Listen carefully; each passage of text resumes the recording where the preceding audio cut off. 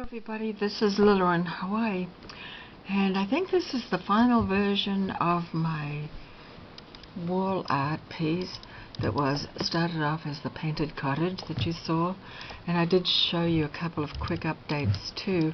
I'm calling it Gull Cottage, and because I've put some gulls here, or birds, and then on this side also there's a little bird.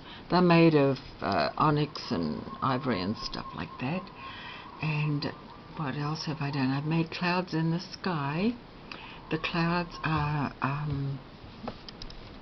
made with torn book pages that I painted and then roughly sewn on to resemble clouds. I wanted to keep the white sky as a contrast because I felt like it would be too too much otherwise.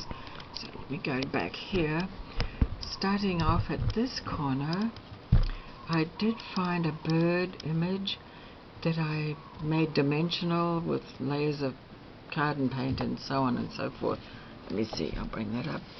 And I made a little nest for it to sit on there. And it has a little bead eye, and it is painted. And then I stitched right around the edge like a running stitch. I've done a lot of stitchery right across here, a lot of running stitch. Here there's of course the machine embroidery.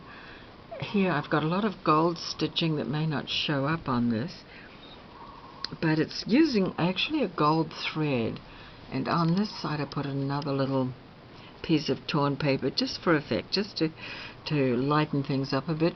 And here I've added an old clock face, and that's symbolic. It's very old, and it's just sort of goes with the theme, I think. Here's some very, very old Victorian lace that I stitched on. I've put on some little wooden beads here. And let's see, there's some little leaves just to brighten it up because I felt like it was a lot of beige and tan. So I brightened it up with some old gold beads, and I added a little bit of paint to those. The lower part of it, let me see if I can go down. Well, I'll lift this up. The lower part of it is just torn and ragged and rough, and then I've got multiple layers of all kinds of scrim and textiles and paper and lace and so forth all along the bottom, right along there. Much of it was just sewn on very, very roughly with big stitches that didn't show on this side. When I finished it, I actually was quite happy with it. I could have gone on and added something to the trees and the bushes, but I decided to leave those.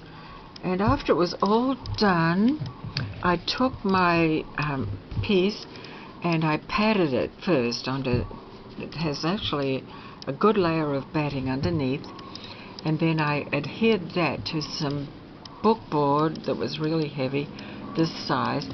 The picture was a little bit longer. I've trimmed off some of the edge, and I often do that. I think it makes it more concise and gives it a better look.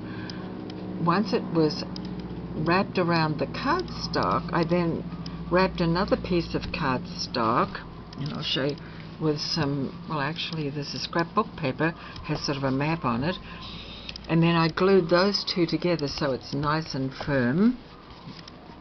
So it's a nice firm piece, and now it's ready for sale. So I hope you enjoyed that. I'll see if I can bring this in maybe a little, or out a little bit I should say. So there's Gull Cottage all ready to hang on someone's wall. If someone does want me to, I can put a hanger on the back of it. It looks nice standing on an easel also. And thank you for watching. Bye bye for now.